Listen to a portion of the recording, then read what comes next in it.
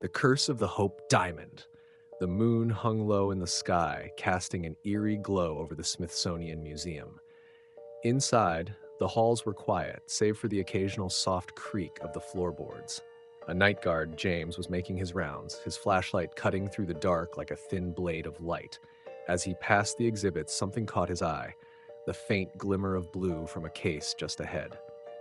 It was the Hope Diamond, sitting as it had for years, under the glass, with a small placard beside it telling the story of its notorious curse. James had heard the rumors, the tales of those who dared own the gem and met untimely ends. But he didn't believe in curses. Still, the diamond's deep blue hue seemed almost unnatural under the pale light of the moon. He stopped in front of the case, staring at the jewel. "What's the big deal?" he muttered under his breath. "Just a rock." But as the words left his lips, the air around him seemed to change. The temperature dropped and a chill raced down his spine. His breath came out in visible puffs, as though he had stepped into the dead of winter. The lights flickered above him, casting long, unnatural shadows that danced along the walls. Suddenly, the faint outline of a figure appeared behind him, reflected in the glass of the display. James froze, his heart pounding in his chest. Slowly, he turned around, his flashlight trembling in his hand. The beam of light landed on an empty corridor, nothing but silence greeting him. He let out a shaky breath, chuckling nervously to himself. "Get a grip, man. It's just your imagination." But as he turned back to the case, the reflection of the figure returned. Only this time, it was clearer. It was a woman, her eyes hollow, her skin pale as death. She wore a tattered dress that looked centuries old, and around her neck, she clutched the very same Hope Diamond that now sat in the museum case. James stumbled back, his breath catching in his throat. The woman opened her mouth, but no sound came out, only a chilling wind that seemed to whistle through the empty halls. And then she vanished as quickly as she had appeared, leaving James alone once again. His heart raced as he stumbled back, but the diamond, something was different. The case began to tremble, shaking as though it was about to crack open.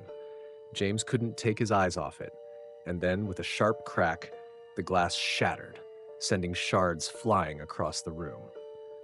The diamond floated in the air for a brief moment before crashing to the ground with a heavy thud, as though an unseen force had dropped it. From the broken display, a deep, guttural laugh echoed through the halls. James backed away, but his feet felt as though they were rooted to the floor. The laugh grew louder, reverberating off the walls, the very air vibrating with the sound.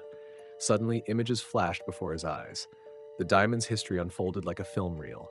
Kings and queens, their eyes wide with fear, clutching at their throats as they gasped for breath. Merchants sinking into madness, clawing at their skin as if trying to tear away an unseen curse. Every owner of the Hope Diamond, each one meeting a brutal, untimely end.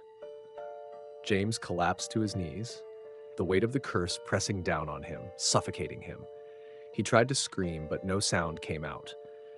The woman appeared again, closer this time, her hollow eyes fixed on him. "You cannot escape it," she whispered, her voice like the rustling of dead leaves. "No one can." The diamond at her throat glowed an ominous blue, pulsing with life. James felt the cold, heavy weight of it in his chest, as though the curse itself was seeping into his very bones. His vision blurred, and the woman's face morphed into those of countless others, each one twisted in pain, eyes wide with terror. With a final deafening crack, the lights in the museum went out, plunging everything into darkness. The last thing James saw before everything went black was the woman's ghostly hand reaching for him. The next morning, the museum staff found James lying unconscious in front of the shattered display case. His skin was pale, his eyes wide open, staring blankly at the ceiling. They rushed him to the hospital, but no one could explain what had happened. His body was fine, but his mind was gone. The Hope Diamond was returned to its case, though rumors of the night guard's breakdown spread quickly. No one ever spoke of the curse again, but the whispers lingered in the museum's dark corners. Those who dared approach the diamond at night claimed to hear faint whispers, feel the icy touch of a long-dead woman, and see the ghostly glint of blue in the darkness. And somewhere in the shadows, the curse of the Hope Diamond waited, patient, eternal, and insatiable.